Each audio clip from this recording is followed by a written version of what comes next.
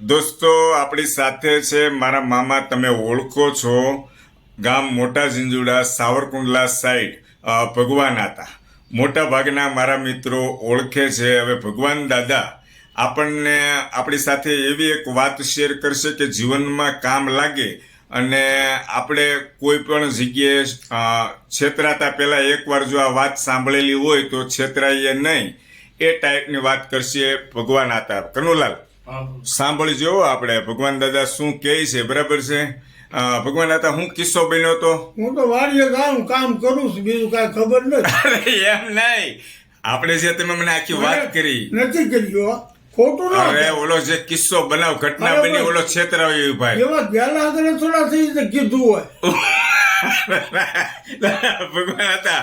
આજે ના અરે અરે વાંચે કેવી હું કહું છું, હું કોઈ દી છેતરાવો જ નહીં. મેં મારા ભાઈબંધ મિત્રોને વાત કરી દીધી આખી. આજે ભલે બરાબર, રીતે કેમેરો ચાલુ છે સારું. કે તમે કઈક કયો ને હા. તો બીજા 5,000 લોકો છેતરાય ની. જે ભૂલ થઈ, તમે જે કિસ્સો આખી વાત કરી ઈ એકવાર દાદા છેતરાય દાદીની, તો ફરી નો છેતરાય ન કરી.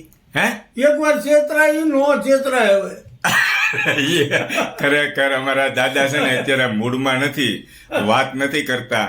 કેમેરો ચાલુ કર્યો એટલે વાત ટોન ફેરવી નાખ્યો. દાદા વાત નથી કરતા, એ પેલા સરસ મજાની વાત કરી હતી. હા. એટલે તમને શું થાય છે? કેમેરાથી ડર લાગે છે? ડર મને બહુ લાગે છે.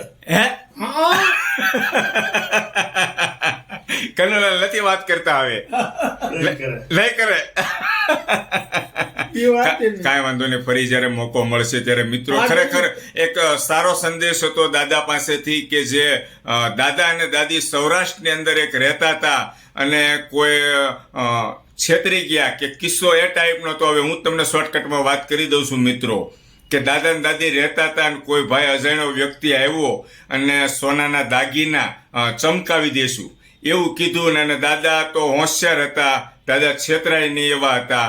એટલે દાદાએ શું કર્યું, એમ કીધું કે પિત્તળની પેલા ટબોડી આવે કે આને તું ઉજળી કરી દે બેટા, એ કે તો એ કે હું માનું. એ કે ત્યારે પિત્તળની ટબોડી આવે એ ઉજળી કરી દીધી.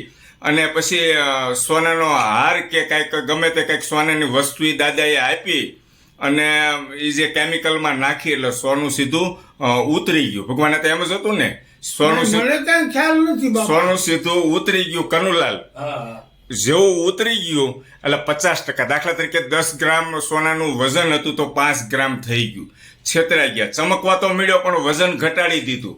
આ રીતના છેતરાઈ ગયા. એટલે દાદા પાસે આ ટોપિક હતો, પણ દાદા લાંબી વાત કરતા અત્યારે શરમાતા હોય એવું લાગે છે. કાંઈ વાંધો નહીં, એની બદલીમાં મેં ટૂંકમાં વાત કરી દીધી છે. મિત્રો, જો આપણી સાથે પણ આવું ના બને, ગામડાની અંદર આપણા દાદા દાદી રહેતા હોય તો એકવાર સજાગ કરી દેવા. બહુ હોશિયાર હોય છે, આપણે સમજીએ છીએ કે નથી છેતરાતા, પણ આવા ગમે ત્યારે આવા વ્યક્તિ આવીને કાન કાપી જાય છે. ઓકે દોસ્તો, મારી વાત તમને સમજાઈ ગઈ છે. મારી પાસે આવા નવા કન્ટેન્ટ હોય છે. લાઈક, કોમેન્ટ, શેર કરજો. યુટ્યુબની અંદર મારી ચેનલ છે, સબસ્ક્રાઇબ કરજો. થેન્ક યુ દોસ્તો.